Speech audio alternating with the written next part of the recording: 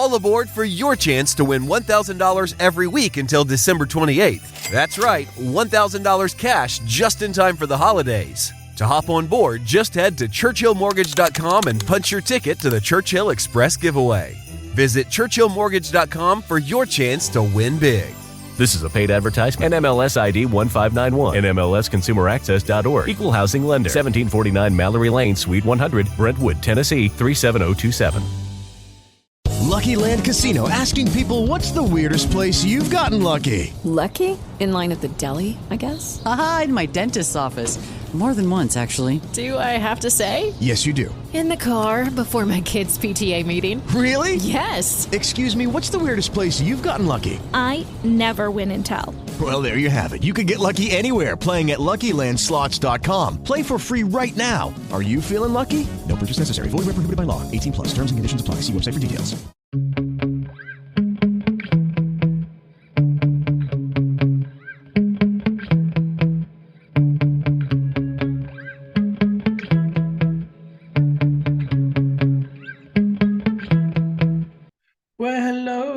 Paranormal peeps, and welcome back to another Deep Woods Paranormal Podcast. My name is Matt Harvey. I am the founder and lead investigator of Deep Woods Paranormal. I'm also the host of the Deep Woods Paranormal Podcast. Along with my wife, Amanda, we research everything paranormal, from Bigfoot to UFOs to ghosts to cryptid creatures to river and lake monsters. If it's paranormal nature, we investigate it. And then essentially we come on here and talk to you guys about it on our podcast. We sometimes recap a lot of our old Bigfoot research and stuff like that. I don't know how many times you guys have probably heard me talk about Black Star Canyon and or Joe's Camp or stuff like that. So today is the Bigfoot only podcast. This is coming out a little late. Unfortunately, we weren't able to get the fourth podcast out this week. So I apologize for that. The Cryptids only podcast will hopefully come back out next week. Hopefully we have time to do 4. Just been putting in a ton of hours at work. And things are not, every time I have some time off, just struggling to get things done. Just too much to do and too little time. So, I basically put you guys first. I put the podcast first. So trying to get these done for you. And we really appreciate you guys listening and viewing our podcast either on one of the platforms, the audio podcast platforms, or on our YouTube or Rumble page. So again, thank you guys again for listening and watching. We really appreciate you guys. As I said, we are going to be talking about Bigfoot today. So let's do some housekeeping. I know everyone loves the housekeeping part of it. I am going to put together a Bigfoot research team. I am looking for people that are enthusiasts. You don't have to be an expert in Bigfoot. I don't think there's any Bigfoot experts really out there. There's people that have been doing this a lot longer, and I think they're very good at what they do, but I would not call them experts. If they're experts, we would have a body already. We would have a Bigfoot somewhere in a cage.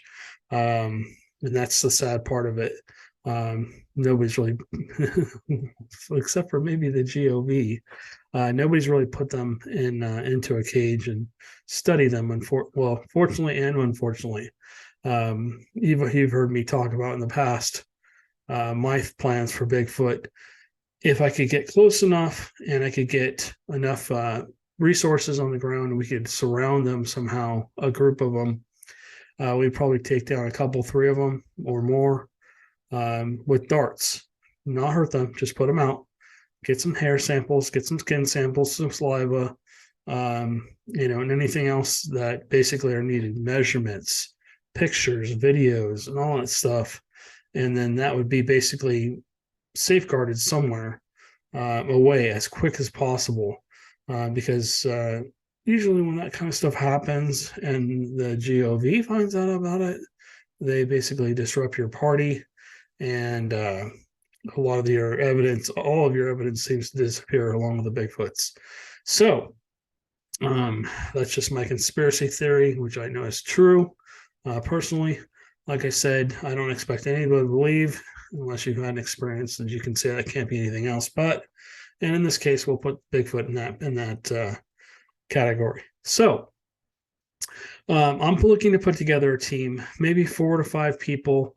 I have a friend, a fellow producing friend, who has a lot of contacts. We're working with them a little bit here and there. We're going to be doing a Bigfoot event with them, I believe in May, for 3 different weekends. Be down in San Antonio, so be looking for that. You can go on our website, deepwoodsparanormal.com, and it's under the event page. Right now, it's not on there because I'm still working on the details with him. And then once I get some more details, we'd be plastering it all over Facebook, and everywhere else, all over social media, so you guys can come and enjoy that. Come meet us. Go, basically go through a haunted house. It's going to be fun. There's going to be a lot of stuff to do. It'd be like a big festival. There'll be speakers. I might be one of the speakers out there. So, anyways, yeah, it's going to be a fun time for all. We're probably going to be doing a podcast live from there, more than likely. Sooner or later, I'm going to basically record these podcasts on Facebook Live. I might even do it over on TikTok Live, so that you guys can tune in and listen to a live podcast and go from there. I won't be able to answer your questions because they go by so fast, it's hard to read them, but we'll probably start doing some lives here too. So hopefully you guys are interested in that. But like I said, I'm looking to put together a crew of Bigfoot researchers, and I want to go out with them and start documenting our experiences out at different places. And then, of course, putting them on YouTube and Rumble for you guys to enjoy. I know there's a lot of people that really like Bigfoot, and it's the hot topic right now. I can tell that because our Bigfoot podcasts get about 50% more views and listens than any other podcast we do. I think these podcasts average about 100 downloads or more per day. And video wise, just gets more downloads, especially over on Rumble. If you're a Rumble fan, we're over on Rumble as well, Deep Woods Paranormal. You can find us there. You can find our video podcast there as well. All the links are down below, so you guys can look through and see, which one you want to go to. Follow us on social media or whatever if you want to. So, also, like I've said before, up in the little link up here. Or actually probably down here somewhere on our YouTube channel. We have, of course, links to our social media, but we also have an opportunity for you guys to buy us a coffee. What that does is just helps us out, basically sponsors us, gives us an opportunity to put money towards gear to continue to do our research. I think here in the future, probably into this year, maybe before the end of this year, we're going to be looking for a sponsor, somebody that wants to sponsor our show, and go from there. So if you're interested in sponsoring our show, we'd love to have you help us out.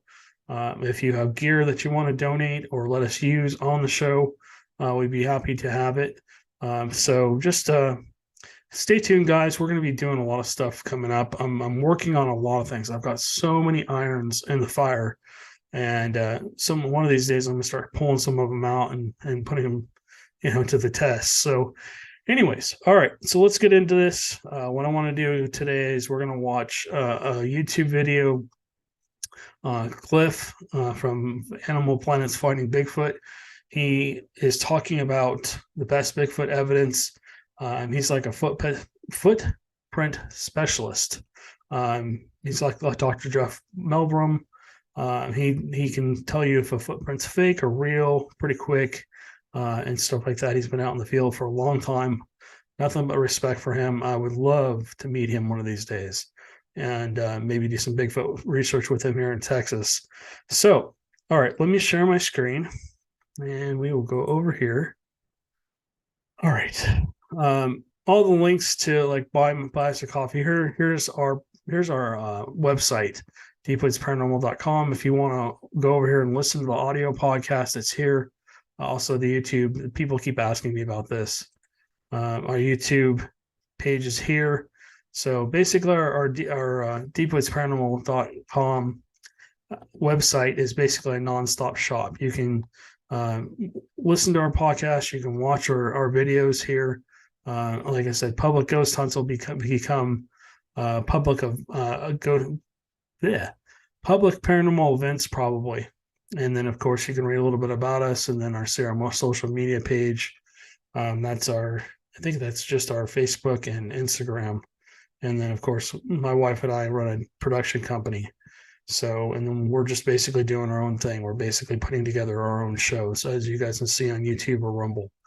Anyways, all right, let's get back into this. Here's the buy me a coffee. If you want to buy us a coffee, our goal is to reach $2,000. Again, that's going to help us get some new advanced gear. We're looking to buy a better camera. I'm not going to go into that too much. Let's get into Cliff's thing. Okay, let me blow this up for you guys. What I'm going to do is, as he talks, I might interject here or there, give my 2 cents, and then essentially we'll listen to him. I'm going to move my mic kind of closer to the speaker so you can hear him talk, and you won't hear me talking. So if you're just listening, again, this is Cliff from Finding Bigfoot. He's pretty much a footprint expert, and he's been in the field researching Bigfoot for a very, very long time. Like I said, nothing but respect, and I want to hear what he has to say, and hopefully you guys do too. So let's put this over here and let him talk. There's just so much misinformation about Sasquatch in particular. So I feel it's my job as an educator to put the good stuff out. So let me share my screen here, and I will start my presentation. So there we go. Okay, so he's going to be presenting Bigfoot evidence. This is not, hopefully he doesn't do any Animal Planet stuff, but this is just basically, I believe, his evidence from his own files. I'm hoping, because anything from Animal Planet YouTube bans. You can't post any of that stuff on there for some weird reason. It's a copyright issue. And so anyways, this is a 56-minute video. We're not going to watch this whole video or listen to this whole video. We're going to kind of pick and choose. Like I said, I'm going to interject here and there. And then as we go, I might fast forward it or replay a few things, especially if there's like a howl or something that we want to listen to. We'll go back. So anyways, if you guys want to be on the show, let us know. All of our contact information is down below. My cell number, my email, best ways to contact me. So also, feel free to leave a comment down below in our YouTube or Rumble page. Or on our deepwoodsparanormal.com page. If you're on one of our platforms, on one of the platforms that we're on for our podcast, we don't really get any information about people posting messages there, and we're on about 60 different platforms now. So it's really hard to keep up with anybody's comments on those.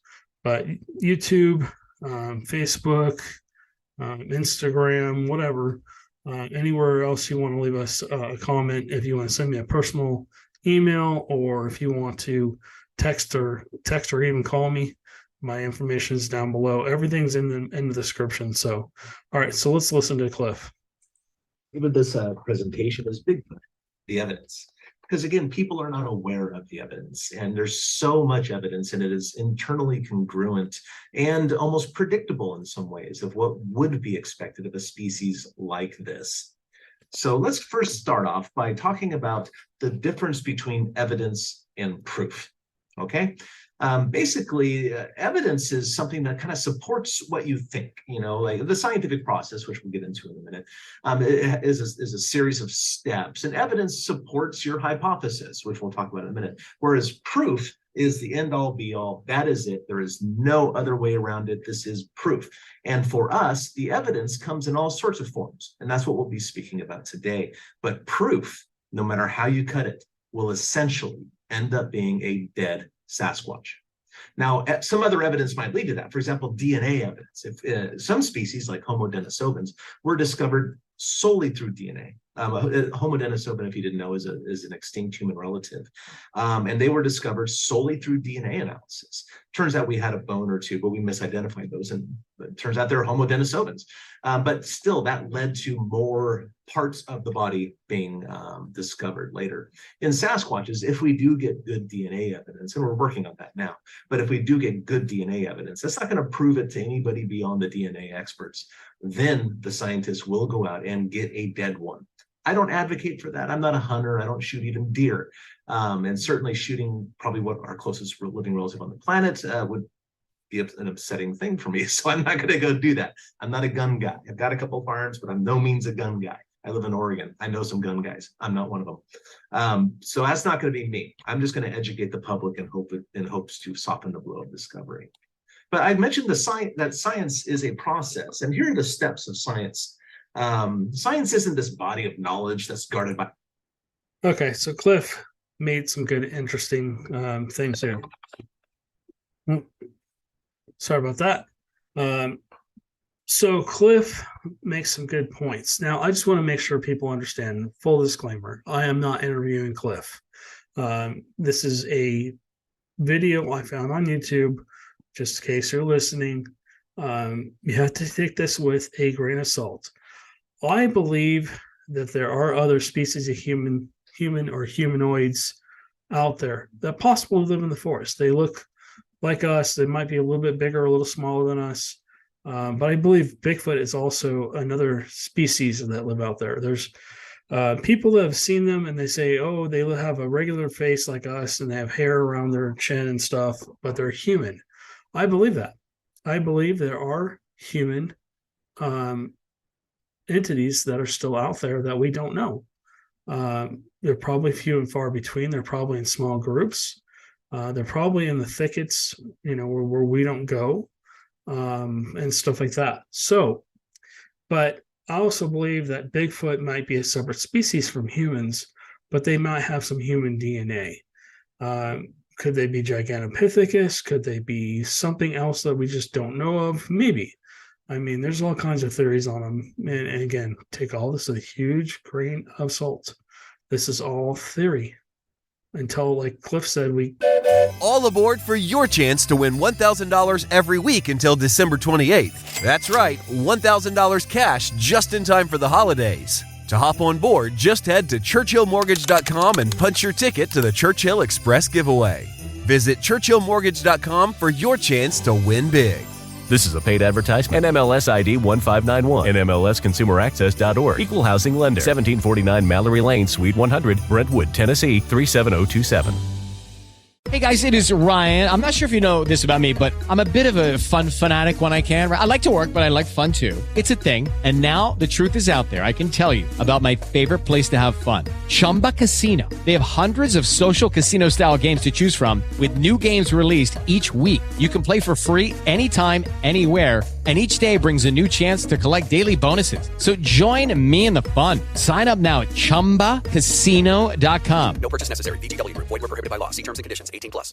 With Lucky Land Slots, you can get lucky just about anywhere. Dearly beloved, we are gathered here today to... Has anyone seen the bride and groom? Sorry, we're here. We were getting lucky in the limo and we lost track of time.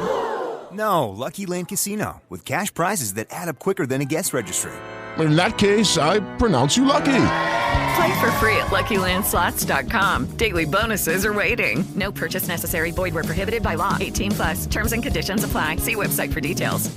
Somebody provides a body, nobody's, I don't expect anybody to believe, even if you've had a sighting, until we have a physical body that somebody in the public, not the private sector, has, that we can basically show to the public and say, hey, look, we got this thing. It's, this massive thing is real, and they're out in the forest. Until that happens, I don't know. It's going to be really hard to prove that they really exist. We've got footprints, we've got hair samples, we've got DNA, we've got possible teeth from one, we've got arm and leg prints. We've got all these different things that they've possibly left behind. We've got footprints that go on for however long. But unfortunately, that is just not good enough proof. We have to have a physical body, and that's what he's talking about. So he goes into basically the scientific portion of it. And if you're sitting here, he's talking about the process of how they basically go through and try and prove something's real or not. I'm not going to sit here and listen to this. We're not going to sit here and listen to this because it'll go on forever. Let's see. So it says, for more than 400 years, people have reported seeing large, hair-covered, man-like animals in the wilderness around of areas of North America. Sightings of these animals continue today, real or not. These reports are often made by people of unimpeachable character, meaning they're a police officer, they're somebody that has a lot of respect, that doesn't often, would not normally come forward with these kind of stories. It says, for over 70 years, people have been finding, photographing, and casting sets of very large human-shaped like tracks. Most are discoverable by chance in remote areas. These tracks continue to be found to this day. It says the culture histories of many Americans and First Nations people, including stories and beliefs about non-human people of the wild. Many of these descriptions bear a striking resemblance to the hairy man-like creatures reported today. So he's saying these reports go all the way back to the actual Native Americans. And so the Native Americans, they talk about this stuff all the time. If you listen to the shows, and I've even met a few people out here who are Native American that have told me they've seen them or their ancestors have seen them. So let me just scroll through this because I don't want to, I want to watch the evidence. Okay, here we go. All right, it says types of evidence: native accounts, historical settler accounts, contemporary witnesses, sound recordings, photographs, films and video, tracks, hair, DNA, or body or part of one. So I guess they found body parts for Bigfoots. That's probably very, very scarcely reported, if ever. I've heard of people killing them. But, and I've talked to a lot of hunters from out here that in Texas that I've seen them. One guy told me he was up in his deer stand. He was on I forget what he was on. He was on a deer lease or something. And out in the middle of nowhere, about 20 miles from his car, nobody else around. And he essentially shot a deer about 150, 200 feet away in the clearing. And he said out of the tree line comes walking this huge, massive thing. He said it was about 8 to 10 feet tall, just a bipedal, hairy thing. And he had a scope. And he looked in on the face and he said, it just looked so human, I couldn't shoot it. So, and that I've heard that story personally, not on TV shows, but personally from 3 or 4 people. So, I mean, I don't know. Are they real? You guys have to make up your own minds on this. I mean, you have to have an encounter where you can say that could be anything else. But okay, so let's keep going here. So it says Native Americans and First Nation accounts, and you can see they've made dolls that look like a Bigfoot. In this bottom of this totem pole, they're saying looks like a Bigfoot. So photo credit 1914 Edward Curtis, and then photo credit Cliff from Finding Bigfoot. Barackman, I think is his last name. I can't pronounce it right, so I don't want to screw that up and butcher his name. But he has a picture of what looks like a hairy man. There's no hair actually on the face. It's just all around like I've heard described for human Bigfoots. But it looks more like a doll. And this again on the end, there's Adele D. Minnow, who took a picture of this totem pole. And on top is a bird, of course, or a hawk or something, an eagle. And then on the bottom, it looks like a person, honestly. But they're saying it's a Bigfoot. So let me kind of keep scrolling through here. Okay. So I don't mean to cut Cliff off here, and then we'll turn him back on. Hopefully, I may or may not turn him back on. But we're basically, seeing photo evidence, from the Native Americans. They essentially drew creatures on the walls inside caves and stuff like that of what they called the hairy man, or whatever they called it. So that's pretty interesting. And these date back 200, 300, 400 years ago, sometimes a little bit more. So let's keep going, because he's going to talk about the caves. So this says historical settler accounts. It says race of giants hunt and worked at night. Men stealers tracks 1.5 feet long. So they're saying it's about 18 inches long. They steal salmon, eat raw. So they're saying basically they saw them eating salmon raw, basically catching them like a bear, or maybe tearing off the head, tearing off the flesh with their teeth. So it says there was a strong and terrible, intolerable smells with them. They heard whistles and they had stones thrown at them. And this is Akana Walker, 1840.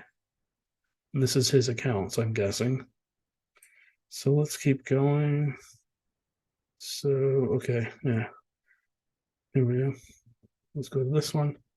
Let's actually let Cliff speak for a minute here, and let's just see what he says. Apish arms with a smooth face, which I'm taking is probably meaning not covered in hair. The funnel-shaped head. Could that be describing a sagittal crest, that pointed sort of head shape to the gorilla and other ape species? The body was covered completely with dark brown hair, about 2 inches long. It pounded itself on the chest, couldn't talk, and it ran fat.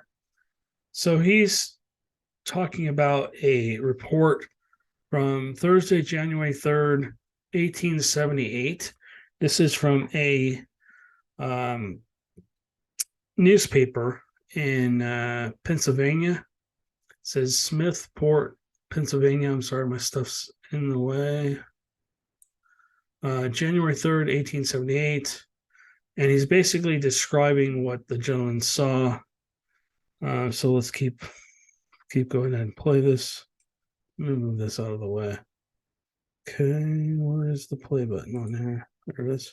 Made a bed of leaves and all that sort of stuff. 1878. I want to point out that the gorilla was discovered in about 1851, give or take a couple of years. I can't remember exactly, but 1851. So this is about 20, 25 years after that. So there's not really a precedent beyond the gorilla, though, as far as this chest beating and all that stuff. Very interesting. Here's one from Oregon. This animal was seen while hunting. It wasn't wearing clothes, but it was covered with hair. It was also seen eating raw deer. And then, of course, it ran off when they saw it from 1885. There's a strong correlation between Sasquatches and deer migration routes, for example. You track where deer migrate. That's where the Sasquatch reports are. They've been seen hunting and killing deer before. And here we are, 1885. There's evidence, not proof, but evidence that Sasquatches have that behavior. And of course, the sighting reports continue. Here's some witnesses I've had the pleasure of working. Okay, so I'm going to stop him there. We're going to move on because I don't want to. Here we go. This is stuff that we want to talk about. Let me move this back because I'm sure he's going to start talking about it right as it comes up. So it says sound recordings, yells, howls, screams, whoops, whistles, chatter, and knocks. That other ape species do, and even chatter, which might be indications of some sort of language, but the jury's still out on that one. But there is evidence for that sort of thing. All right. Speaking of chatter, I have heard what sounds like two old men just. I recorded it, and unfortunately, when I lost all my recordings, all my stuff, I'm not going to say for what. Basically my computer was hacked by I can't say that either. My computer was hacked and I lost everything, about 20 some odd years of evidence, possibly done by either the GOV or somebody that maybe represents them. They didn't like that I posted a UFO over Orange County. And so they wiped out my YouTube, my Facebook account, every place I posted it, I got removed from. And then essentially had my computer wiped along with my hard drive. As soon as I plugged my external hard drive in, boom, my computer locked up. And then by the time I got it unfrozen, turned everything off, turned it back on, everything was gone off my computer. Completely wiped my computer. And then, of course, I just had a meltdown. And so, the hard drive, I think, basically melted or something. I don't know what happened with it. But, couple $1,000 computer thrown in the trash. So anyways, I'm really careful now. I try not to keep anything on my computer or anything like that. And I always back everything up to 3 or 4 places. So anyways, all right, let's continue to listen to Cliff here. And of course, photographs. There are photographs. Sasquatches are not blurry, but the problem with photographs, like this photograph of a Sasquatch running up the Clackamas River, is that Sasquatches are largely, but not exclusively, nocturnal. And when pictures are taken at night, any photographer knows that the shutter stays open longer and thus introduces a lot of blur into the photograph. And this thing, whatever this thing is, I don't know if you can see my cursor or not on there. I think you can. So I'm going to outline this. See the blur here coming down. It goes down like that. There's a blurry thing coming off here. And if you look very closely, there's a little bit of blur here. There's even blur here, which what I'm taking this as is, I believe this is the head. The back comes down here. This triangular part is probably the right elbow. It comes down. I think this is the leg. And there's a little bit of the knee there. And that's also an arm. Well, this was taken on a game camera. And I went to the actual site and see these dots, these little knots on the tree right there. These are about 6.5 feet off the ground. Upon my recreation of this animal, actually, I think it's 7'2", actually. I have to check my notes. But I do remember this, that the top of what I'm interpreting as the head is 7'10" off the ground. So again, if this is not a Sasquatch, if this bipedal, I see 2 legs, if this upright, potentially bipedal figure photographed behind 2 locked gates where only rangers have the key, if this is not a Sasquatch, the skeptics have to tell me what else it could be. The thing is 7'10" tall. I have a whole hour presentation on just the recreation of this particular photograph. But again, if this is not a Sasquatch, skeptics really need to tell me what it could be. Because I met the guy. He's not into Photoshop. He doesn't know anything about it. He was a mechanic, essentially. What could this be? Here's another photograph. This one's from Vermont. This particular picture was taken by a gentleman named Frank. I've met Frank. I've been to the site. Frank noticed that his apples were, like a tremendous number of apples went missing overnight on his tree. And he figured, well, one was doing that. So he set up a game camera. And within 2 weeks, he got this peculiar picture. Again, let's talk about what I'm interpreting. I believe that this is the head of a Sasquatch looking down. And you can see the left shoulder with the left arm coming down. That's the arm right here. That'd be the right shoulder. And then this is over here. This is the butt. In fact, you even see hints of the butt crack. The natal cleft is what we call that. Right here. So the leg would go down. The knees are kind of obscured, but that's what I'm interpreting here. And I don't know what these white spots are. That's kind of a puzzle. Maybe it's leaves. Maybe it's vitiligo. The disease that you lose pigmentation in the skin and then the hair that grows out of that part of the skin. Maybe that's the situation. But look at this. There's something else here that's darker in color. And to me, this almost looks like a hand. Could this be a juvenile Sasquatch grabbing onto the chest of its mother? I don't know. I don't have an answer for that. I've done recreations of this particular photograph. I have a few measurements that I think are interesting. For example, the crown of the head to what I'm interpreting as a shoulder is 13 inches in length. It's pretty long. Not super big, but pretty long. Intriguing photograph, nonetheless. Not proof by any stretch of the imagination, just some intriguing evidence. Here's another photograph that was taken on a really lousy flip phone. This photograph was taken in New Mexico. Hello, it is Ryan, and we could all use an extra bright spot in our day, couldn't we? Just to make up for things like sitting in traffic, doing the dishes, counting your steps, you know, all the mundane stuff. That is why I'm such a big fan of Chumba Casino. Chumba Casino has all your favorite social casino-style games that you can play for free anytime, anywhere with daily bonuses. That should brighten your day a little. Actually, a lot. So sign up now at ChumbaCasino.com. That's ChumbaCasino.com. No purchase necessary. VGW Group. Void where prohibited by law. See terms and conditions. 18+. Hey guys, it is Ryan. I'm not sure if you know this about me, but I'm a bit of a fun fanatic when I can. I like to work, but I like fun too. It's a thing. And now the truth is out there. I can tell you about my favorite place to have fun. Chumba Casino. They have hundreds of social casino style games to choose from with new games released each week. You can play for free anytime, anywhere. And each day brings a new chance to collect daily bonuses. So join me in the fun. Sign up now at ChumbaCasino.com. No purchase necessary. VGW Group. Void where prohibited by law. See terms and conditions. 18+. And basically, this part of New Mexico, outside of Farmington, I think it's Fruitland technically, but those are two communities are adjacent to one another. They're both on the Navajo reservation around the Four Corners area. And in this particular part of the country, there's a lot of poverty. So the Navajo Nation has taken it upon themselves to grow crops to kind of distribute to the poor members of the tribe. And so they've kind of irrigated the upper levels. It's kind of deserty in that area. And the Sasquatches there kind of hang out in the riverbeds, essentially. And I've spoken to numerous witnesses in the area, and I'm convinced they're there. But they're irrigating the upper levels, the flat area, the flat ground, to feed the tribe, essentially, doing their part to feed the hungry. So, and because there's poverty, they have to hire security guards to make sure that nobody steals from them. So, because that happens. A security guard got this. Now, I haven't spoken to the security guard. My friend Bobo has, but I've spoken to the security guard's colleagues and coworkers, several of which had seen Sasquatches on the job. And they told me something funny. They said, "Oh my gosh, Cliff, we were hired to keep the people out. We don't know what to do about the Bigfoots." So this security guard saw the Sasquatch one day. It was walking along the hillside. And look, it's walking from left to right. It's walking this direction. And you can see it's holding like, a 12-foot log or tree or something? What in the world is that about? I don't know. It's an intriguing picture from a native reservation, though. I think that's really cool. Because, again, people tell me there are no photographs. But yeah, here we are. There's another photograph. The original's on the left, and I had to, Photoshop it up a bit on the right, kind of increase the contrast and brightness and all that sort of stuff.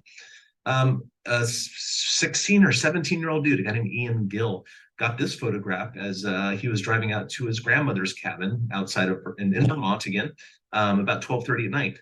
He thought somebody in a ghillie suit ran across the road and stopped on the side of the road. And he goes, "Well, that guy looks weird." So he took out his iPhone 5 and snapped a picture of that. Now, when I first saw it, I was thinking, high school kid, I don't know, man. I think he's probably hoaxing, probably lying about things. But I went out and did the investigation anyway, and I was pleasantly surprised to find out that this sign is still there. It's a stop sign. The very bottom of the stop sign is 7 foot, 2 inches off the ground. Whatever that is, it's pretty tall, and it was covered in hair. I find that intriguing. Excuse me, a little thing in my throat here. Here's some excellent photographs from Silver Star Mountain in Washington. My friend Randy Chase took me. Okay. So don't worry if you're listening on the audio podcast and you want to go back and you want to actually see these pictures. The link is down below. I will have it in the very bottom of the description for you guys, so you can go over there and check it out for yourself. What he's doing is essentially he's going back through a lot of the evidence they got for the show Finding Bigfoot and stuff they went and checked out and tried to debunk or prove that they were real and have their own experiences and document their own experiences. So this is cool because it doesn't have anything to do with Animal Planet. Hopefully I don't get hit with another, hey, you can't have this on your channel type thing. So anyways, yeah. So this is cool. Let's keep listening and see what else he has to say. This is pretty good evidence. He went up to the top of Silver Star. He loves to hike. He brings a 6-pack and a cigar and goes up and hikes almost every day after work. In this particular occasion, he went up to the top of Silver Star in the snow. It was in November. And he got to the top and noticed a rock on the other hillside that he'd never noticed before, about 170 yards away. Silver Star Mountain has like two mountain peaks, and he was on one, and this thing was on the other. And he goes, "What is that rock? I've never seen that rock before," and snapped a picture of it. And then he turned around and looked at Portland, Oregon, because you can see it from up there, and took a couple pictures of Portland and the Columbia River, and then turned back around. And in the meantime, the rock had stood up. And that's the picture on the bottom left, and then the one on the right. Whatever it was, that rock, quote unquote rock, stood up, turned around, and walked down the hillside in the snow, off trail, into a place where there are no more trails, this total wilderness area. Well, one of the things that we do when we're trying to figure out if these mediocre pictures are Sasquatches is we compare them to the Patterson-Gimlin film subject, which is what I did on that frame to the right, because Sasquatches are not human beings. They have very different proportions than human beings. Their arms are much longer in proportion to their leg, for example. Their shoulders are much higher on them. Their neck is put down in front. They're just different in every way, basically. So when we want to see if something that a blobby picture like the one on the right is a Sasquatch, one of the things we can do to shed some light on that is compare the limb proportions to a known Sasquatch, which is the Patterson-Gimlin film.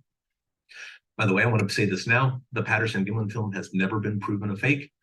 Roger, the guy who filmed it, never admitted on his deathbed that it was fake. In fact, he did the opposite. He said that, I know people are going to look into my character. This, like, a real film couldn't have happened to a worse person like me. Everything about the film holds up to scrutiny. So all those things you've heard and stuff on the news are kind of just bad media and misinformation. So you can read more about that in some other books. But anyway, that thing on the right, let's look at the top of the head of the figure where the red lines are. The top of the head lines up. The shoulders line up. Okay, so this podcast is getting a little long. I'm going to move him on. Like I say, you can come watch this video. I don't want to hear him talk about this for too long. All right, so here's another one that I've actually never seen, a video I've never seen. Let me play this and we'll see this together here. 17 in Pennsylvania. Don't worry about it. It's in there somewhere. Let's zoom in on it and take a look. There it is. It's real pixelated. I'll go back one. It's kind of in that open area in the forest. Right in this area. A boat cruise saw this. 17 people saw this thing. One person had the wherewithal to take out his cell phone and snap a picture. Actually, he snapped two, but one of them, you can't see the animal at all. In this case, it walked into the clearing, and this is what you get. Again, blobby, but something's there. It was moving. Somebody else managed to grab a video, but they never got the figure on film. On camera, at least I should say, because it's a video, it's not film. But they never got the figure. Okay, so let's talk about that real quick. Yeah, pictures, says 1,000 words, supposedly. And I think that's true. I mean, if you don't crop in on the photo like this, you can kind of see there's something there. And then you've got 17 witnesses, or however many witnesses you said there were, to it. Which is awesome. So a lot of people saw this thing, which gives a lot of credibility. It wasn't just somebody hoaxing, somebody on the back of the ship there, half drunk or drunk. Oh, I saw something in the woods. No, it's a whole bunch of people saw it, which lends a lot more credibility, even though it's hard to see. And when he crops in, I mean, you can see a shape, but if you guys are out there and you have an experience, I know from experience, the first thing you do is your jaw just drops and hits the ground, and you're like dumbfounded. Holy moly, what is that? That, or you're terrified and you're like, okay, time to go. But if you're able to, and you do actually get a camera out, a cell phone, whatever, please, number one, turn your phone sideways and try to get some video. Most camera phones now, even the older ones, will turn the light on for you, especially at night, and just record as long as you feel comfortable. I know experiencing something like this can be very exciting, number one, and very scary at the same time. My encounters have always been positive, except for the last one I had in Black Star Canyon, which was my own fault. I did it to myself. I kind of crossed their line, and I shouldn't have done it, but I got some evidence. I got some really good evidence, and we'll take a look at that one of these days on this podcast. If I can still have the photos, I'll have to look and see if they're still in there. But yeah, I mean, try to get video if you can. That's all I want to say. No, but you can hear the people reacting to what they're observing. They're saying things like, man, it must be hot in that suit, because it was like 80 something degrees that day. Oh my gosh, is that a Bigfoot? No, that Bigfoot. And then they laugh. No, Bigfoot's not real. But they're all watching something that looks like a Bigfoot. What's he doing? And get closer. And then people say, I want to leave. They're getting scared. Very interesting to hear that conversation going on. But this is the only picture we got of it. So let's do what I mentioned before. Let's compare it to the pet. Okay, so if you're watching the podcast on our Rumble page or YouTube, you can see, I mean, it's almost exactly the same look as the Patterson Gim 1 film. The head's in the same spot. The shoulder looks like it's in the same spot. Looks like the arm's kind of swung down the same spot. The buttocks is out a little bit further, and the knees come down, and the legs look a little thicker on this one. And then you can't quite see the feet on either one of them. But, and of course, you can't see the face or anything. But if this is truly a Bigfoot, and I say if it is, I know the skeptics out there are just like shaking their head and going, slapping their face and going, oh my God, this guy's nuts. But yeah, I mean, if you're watching or listening to this podcast, you're probably into Bigfoot. You probably believe in Bigfoot more than likely, or you're trying to believe in Bigfoot. So the comparison is pretty interesting. I like that idea.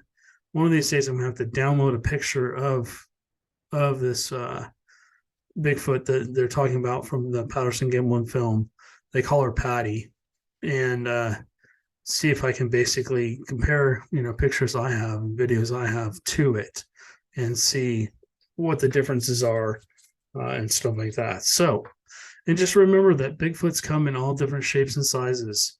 They do start out smaller, like we do, but they grow up, and as they get older, I believe they continue to grow. I mean, I've seen them as tall as, well, I would estimate at least 15, 20 feet tall. So, and I mean, that's the dominant male. They're much, much bigger than most of the other Bigfoots. Some just get, they're only about 7 or 8 feet tall, but they're at least 5, 6 feet wide. I mean, they're like 3 or 4 of me stacked together. And that's how big they are.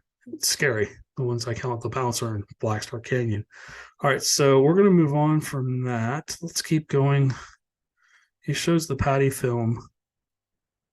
Patterson Gim 1 film. All right, here's another video. Let's listen in on this. Kind of a strange loping gait. This is by Paul Freeman. It's actually 1992. I can see I put copyright 1994 there. That's a mistake on my part.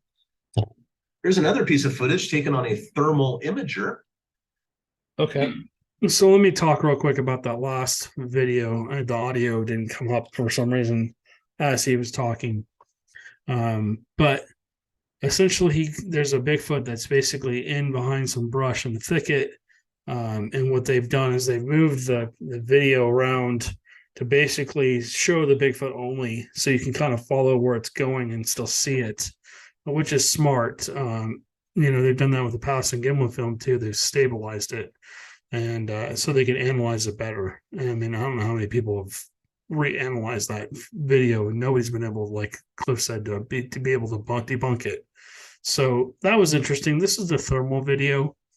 That's why this is kind of grayish, and then some light gray. These are tree branches here. If you're watching this, there's different settings in the thermal cameras. One of them is a gray. Most of the time, you guys see the yellows and the reds, but this one's gray. So let's just listen to him on this. Villagers don't see light; they see heat. And in this case, the person who filmed it had it set so the hotter it was a black color, not a white color. So, and everything else is kind of blown out, I guess, if you want to call it that, because it had rained earlier. So everything was kind of the same temperature, except for this large bipedal thing that was following them, walking between two trees. Let's see if I can get that going again. Here it is. They heard it following them. They heard knocks and other indications that something was there. They heard brush breaking and all that stuff, and he happened to have the camera pointed at the right place. It was like midnight or 2 in the morning down in Florida.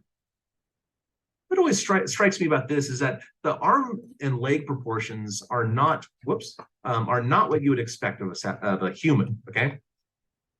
But also look at the hands. The hands are pretty big, which reminds me of that native photograph that we saw from 1914 earlier with the big hands and whatnot on it. Very interesting. I'll let that cycle through the last few and we'll go to the next one. And also the head position, real low on those high shoulders. Very cool. Now, here's some footprints. I find the footprints probably be the strongest body of evidence for Sasquatches if you had to look at one facet only. Because really the strongest bit of evidence about Sasquatch is how all these things kind of fit together. But the footprints are so impressive. Here's 3 footprints from left to right. It's 1963, 1970, and then 1982. And what we have here, this is obviously the most clear representation of it. Police officers took this, by the way, in 1982 in Grays Harbor County, Washington. A lot of interesting features on this, including this crack. You notice the crack going down the middle of it. Where's my cursor? There it is. This crack going down the middle of the foot is interesting because that is indication of a soft fat pad on the plantar surface of the foot, the part of the surface of the foot that touches the ground. As the fat pad presses into the ground, it expands to the side and then pulls apart the substrate underneath the footprint, just like it would in your footprint on the beach. And that's what this is from, I should say. But also, I want to point out a couple other things. These bumps on the outside of the foot, they correspond to where bones end and bones start in the foot. The phalanges go to about here, and then the metatarsals are after that. And sure enough, look over here. Look really closely in this 1963 sample. You can see that same feature. You can see the same feature between the phalanges and the metatarsals. But anyway, the congruence with the footprints are very, very interesting. And by using really nice clear footprints and casts, we can actually get some demarcations of where bones are in the foot, like the bumps I just showed you. And a couple anthropologists have taken a stab at this. First, Dr. Grover Krantz on the left from Washington State University. He used footprints on the left there from an animal that was cast in animal's footprints that were cast in Bossburg, Washington, back in 1969. This particular animal, wrong way. This particular animal had 2 bumps on the outside of the foot that were different. The bumps we just spoke about would correspond to where these bones were. But in this case, there were 2 large protrusions and the foot was twisted around a bit. He kind of reasoned, well, there's only 3 big bones on the outside of the foot. So if there's 2 protrusions there, that must be where the spaces between the bones are. And he kind of started filling it in like a puzzle, essentially. And what he found was later built upon by this gentleman over to the right, Dr. Jeff Meldrum from Idaho State University. We've ended up being good friends over the years. I have the pleasure of speaking with him even just this past weekend, actually 2 days ago. But Dr.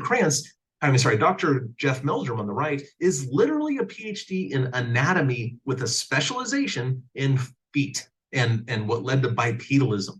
So he is extraordinarily well equipped to analyze Sasquatch or any footprint evidence. So he's taken what Krantz has done and kind of finessed it a bit with his understanding. And basically over here on the right, you see 2 foot reconstructions, I suppose, or reconstructions of feet. On the left is the Sasquatch foot, and on the right is a human foot. And if the human foot was grown to the same length, already there's some differences. Sasquatches would have a much wider foot. That's what we would expect from such a large animal, a much more surface area to support that weight, etc. But there's also small little differences that would be harder to notice. First of all, the ankle bone is moved forward on the foot as compared to the human. This is the Sasquatch here, and this is the human. The ankle bone is moved forward. And what that does is that functionally elongates the heel bone. And that's very important because the way you walk is basically your calf muscles are attached to your heel and with tendons and ligaments. And then the calf muscles pull up on your heel and that kind of lifts your heel off the ground and kind of like a wheelbarrow in some ways. And that pushes you forward when you walk. In fact, your foot is a lot like a wheelbarrow. A wheelbarrow is what's called a type 2 lever. And, imagine putting a bunch of stuff in a wheelbarrow, right? And you lift it up and, oh, it's heavy. But I put a bunch more stuff in the wheelbarrow right afterwards. I guess I could lift it up again and be even heavier. But one of the easiest ways to deal with the increased weight would be, if you didn't want to work as hard, would be to elongate, to lengthen the wheelbarrow handles, right? You can imagine, if the handles were 10 feet long, it would actually be easier to lift. You would have to lift them further. The same amount of work would be conserved, but it would be easier. It would take less force to lift. Okay. I'm sorry, guys. I'm going to cut him off right there. This is very interesting. And again, he's very much, he's pretty much an expert in footprints. Dr. Meldrum is amazing too. I've never had the pleasure of meeting him. I've heard a lot of stories about him. He seems to be a really awesome guy. I would love to meet him someday as well.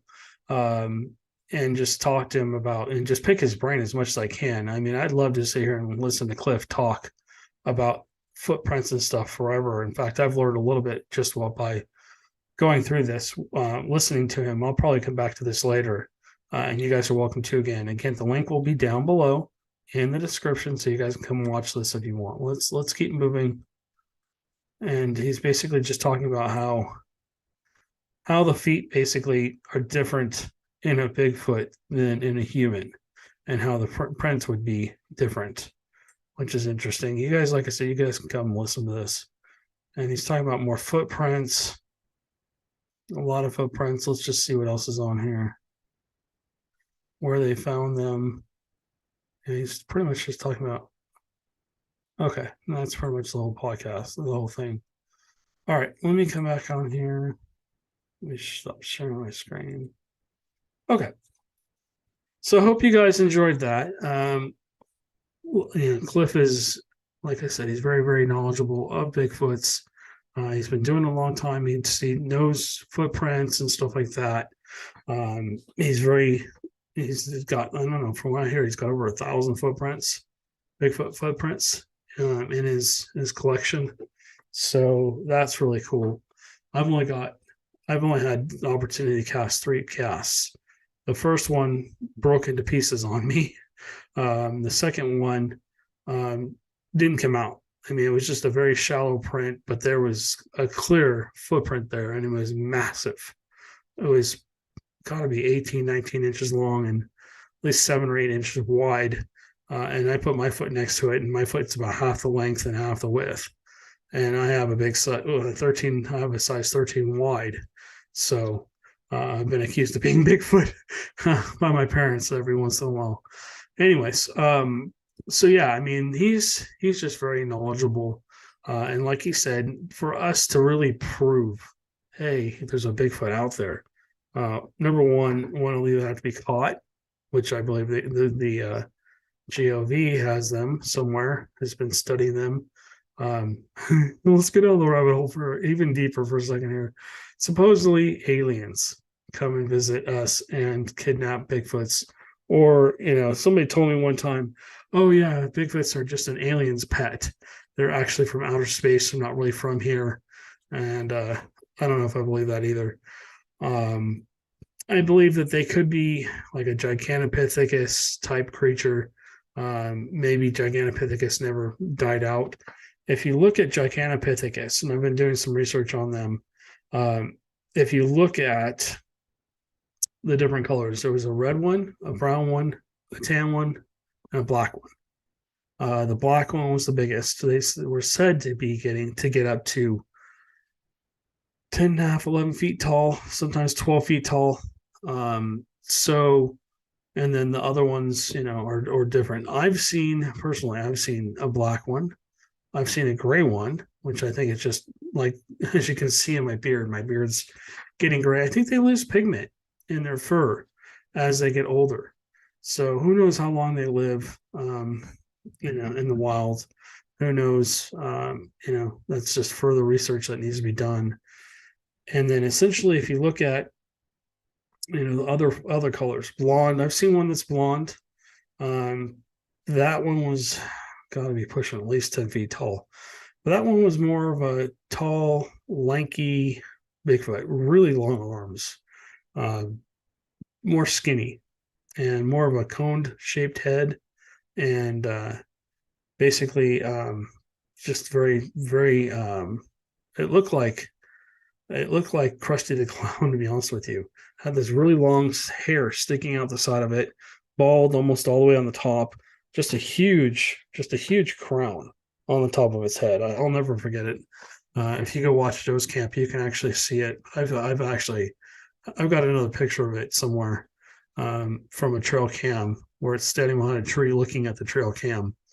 And the picture right after that, there's something standing in front of the trap cam on one of his paths that he used to have up there. So there's also supposedly red ones. I've never seen a red one, but I've seen the brown ones. The brown ones seem like they're more bulky. They're, again, I haven't seen one. Well, no, I have. I take that back. I've seen one that was about 19, 20 feet tall. And I know because I took a measurement of where I saw it. I measured the branch where its chest was, and it was almost 16 feet tall.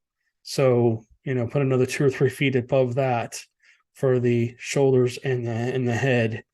And that's where it bent the branch down with its arm. So I'm pretty sure that was the dominant male, basically checking to see what was going on.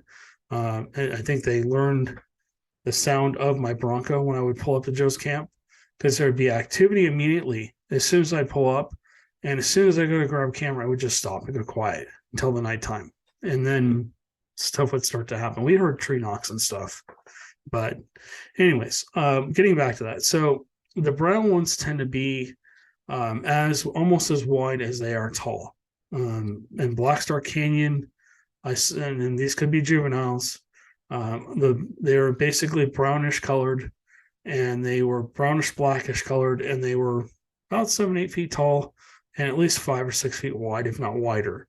I had that really close encounter that one night, where I'm not going to get back into all that stuff. You can go back and listen to the podcast where I talk about it. But I was walking back down after an encounter with one that was shaking a branch and then took off up the creek bed and flanked me. I believe it flanked me. It could have been another Bigfoot. Was basically sitting on the side of the hill. And then basically as I'm walking back down, I'm hearing up next to me, up in the brush. And then I'm hearing tree branches snap. I'm hearing, I didn't have any rocks thrown at me that time. But that was the last time I really had what I would call a close encounter where I could actually physically see them and experience them. After that, like I said, it took me 2 or 3 months to go back up there. And even every time I went up out there after that, I could have reached out and touched that thing. I could have extended my arm out and physically touched it. It was only a couple feet away. That just scared the living bejesus out of me. And it took me a long time to get the nerve up to go back into that area. Even when I did go back, I wouldn't go up into that area for another month or two. It took me a long time to get up the courage to go back up in that area. And when I did, I just felt like I was unwelcome. I really screwed up because I felt like I was establishing a relationship with them over about a 6 or 7 year period, where I had multiple encounter, basically sighting after tree knocks and stuff like that. They were basically not afraid to show themselves to me. And then I crossed the line and did something I shouldn't have. And, they basically weren't not very happy that I went into their personal territories. Like if I came in, broke into your house and basically sat down in your living room and watched you watch TV for a while, and then basically or left a camera in your living room watching you watch TV and then took off, and then came back and got the camera later. Let's just put it that way. So yeah, not a fun experience, but every other experience pretty much after that was pretty cool. Saw some juveniles up there. They were about my shape and size. And when we went back, 2 years ago, to Black Star, We saw some up on the hill watching us. There was a whole group of them, maybe 5 or 6 of them. And they looked like they were either brownish or blackish in color. And I could see them moving around, and then through the night vision scope, I could see them as well. Unfortunately, I didn't have the right gear with me to document them that far away. They were quite a ways away. They were probably 500-600 feet away, maybe more. And they were just watching us, probably up there hunting, or maybe they were just getting up to go do whatever they do. But anyways, like I said, if you're interested in joining my Bigfoot research team, please reach out to me. All my information is down in the description. You can reach me real easy through email, through cell phone, either call or text. You can go through our website. You can go through all of our social media, whatever, and contact me on YouTube or through Rumble. So anyways, guys, this is getting a little long. I'm trying to keep these under an hour. But I hope you enjoyed listening to Cliff talk. I know I did. He's, again, just somebody that I would love to go, get out to the field with and just pick his brain as much as I could and just listen, just be a sponge and take in as much information from him as I can, because he's had the pleasure of being out there doing it and stuff like that. So, all right, guys, if you have any thoughts, any questions, you want to leave a comment down below. We always appreciate that. Please hit that thumbs up button down there if you're not subscribed to us and you enjoy the show. We do post between 3 and 4 podcasts a week. Please hit that subscription button, and make sure you hit the notification bell so you get notifications when we're on. We do post like 4 to 5 times a week, sometimes 7 times a week.